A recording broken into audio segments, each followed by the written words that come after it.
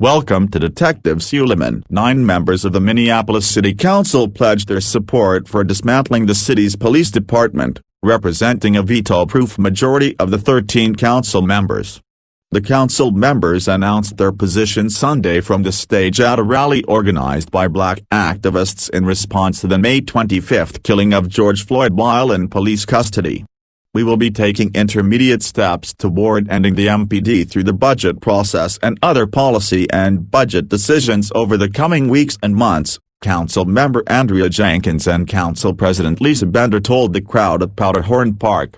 The lawmakers said there are still many details to be worked out about what a Minneapolis without police might look like. A day earlier, Minneapolis Mayor Jacob Frey was roundly booed after he told a crowd of protesters he didn't support dismantling the city's police department.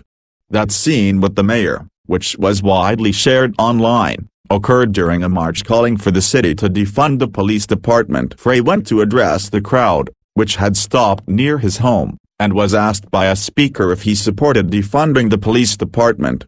In videos of the encounter, Frey is heard discussing systemic racism and reining in police unions. He is soon overwhelmed by a chant of yes or number. The speaker then matter-of-factly says to the mayor, "Jacob Frey, we have a yes or no question for you." Frey's answer gets drowned out in most videos of the exchange, though Minnesota Public Radio reported Frey answered in the negative.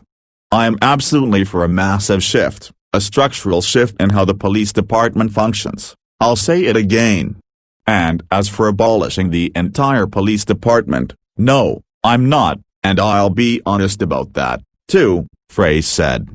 The throng then breaks out in cries of "Go home, Jacob, go home."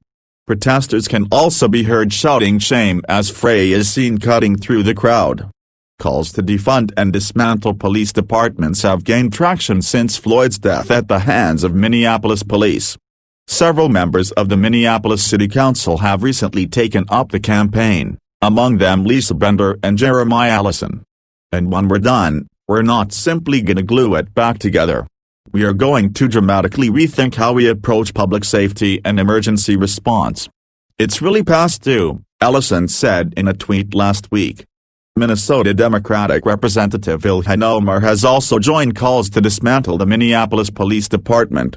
On Saturday, Omar told protesters that reforms to police departments have repeatedly failed to stop police killings of black men and women. "We've all seen what happens when good people of good conscience say, 'Let's invest in diversity training,'" said Omar. "Let's try to explain our humanity and make them see us as dignified people. Maybe that will stop them from killing us." Frey, a former civil rights attorney, was elected the city's mayor in 2017 following an election where police reform proved a central issue.